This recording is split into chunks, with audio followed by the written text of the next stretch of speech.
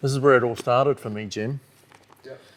So the first program I ever wrote, one thing about me as an innovator is I wanted to understand how we were going about solving the problem as much as the eventual solving of the problem or the innovating of the, grabbing the opportunity and creating the idea that we were going to go and put into the world.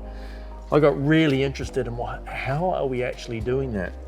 Both in terms of the project work, but also my own journey. How did I come to be a global innovator? And let me tell you that story. I started off like most of us, like most young people in my 20s, I wouldn't have defined myself or described myself as a creative person. If you'd have asked me even in my mid-20s, I wouldn't have said I'm a creative person. No, creativity wasn't something I grew up with. Creativity wasn't something that was taught at school. It wasn't something that I expressed at school. I went through university and got a degree. I don't remember anyone talking about creativity or innovation. Certainly back then, it's probably different today. And it's different today because it's so needed today. We'll come on and talk about that. But so I ended up through my 20s, working I worked across all kinds of jobs. I started off as a forest ranger. I ended up in the film industry. I ended up in clothing and design and outdoor clothing and design. I had a very peripatetic, working life between my 20s and 30s, or my 20s up to my 30s. I rolled up in London and I ended up, long story short, at an innovation agency. I didn't know you could have a job having ideas. I didn't realize that everything in the world that we see around us is an idea that someone's had and put into the world. I got that job at that innovation agency and I started in what was called inventing. And that is the process of invention, the process of innovation, the process of creating a better idea that currently exists, and then working that into the best idea possible and then helping the organization put that idea into the world. There's a process to it. That was where I started. Then I got really interested in why can't other people, or why do people struggle? Why do they need us there to help them work that process? And what you realize is that a lot of people in a lot of organizations are no longer creative people. They need help. I mean, we all need help, and to really realize a fantastic idea, you need to collaborate that with others. But when working with lots of people around lots of organizations around the world, the common thread amongst most people is that they no longer identify as creative people. They've lost confidence in it and connection with it. Their creativity has atrophied. I got really interested in that as a problem to solve, the people problem. Not the ideas problem, people who could have the ideas. And so we started doing what was back then was called creativity training people in how to be creative. But what that training looked like back then was more about how to run a better brainstorm. So this is quite a long time ago, but how do you get people together and what skills and techniques can you use to help surface and inspire and generate better ideas in a brainstorm? Generally what happens is you just generate headaches, right? You just generate people really trying to grind out an idea because they don't fundamentally understand the neuroscience of the creative brain. So I got really into working with people and helping redevelop their capacity to be creative.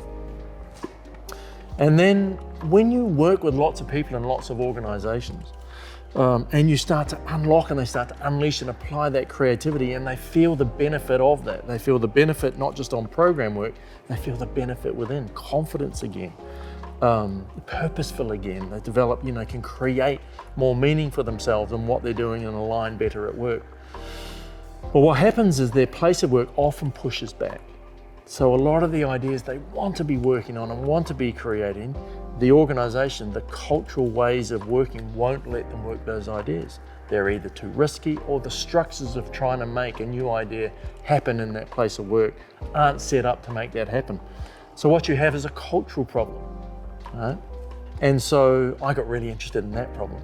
How do you go from working on solving the idea, having the idea, to helping people have those ideas, to now building a place of work, a culture that really unleashes people's talent to have those ideas and put those ideas into the market.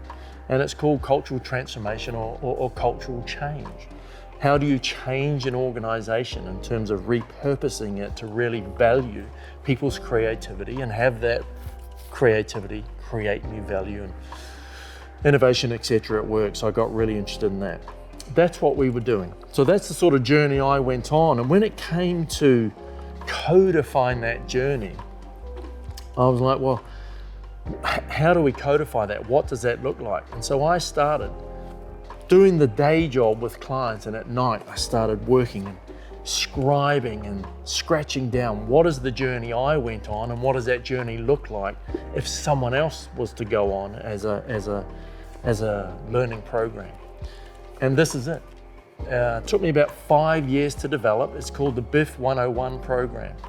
And it is literally 101 learnings of how to do creativity and innovation of better ideas faster, creating and innovating better ideas faster. We call it BIF 101 now. And you can see that it's just, first off, you know, when I first started doing this, I just wanted to deeply understand the kind of creativity and innovation we were doing with people and organizations, and what was it and how was it working and how could you do it better, and codify that into a program such that I could understand it better and I could help others understand it better. What we've done with this BIF 101 program is to capture it in a way that can help develop the next generation of innovators, problem solvers, and change makers. That's what BIF 101 is for. So if you are between, let's say, 17 and 18, a senior student at school, year 11 or 12, or you're in your first or second job, or you're finishing tertiary studies, and you want to arm yourself with knowledge about your true creativity and how that can help you craft and create your way forward in whatever way is right for you to deliver new value for you and new value for the kinds of ideas you want to work on and put into the world. From if you're starting up, if you're starting out, if you want to go ahead and get another job, if you want to become a bit of a rock star, superstar at the place of work you're at and help them solve some of the problems that you're seeing around you, BIF 101 is for you.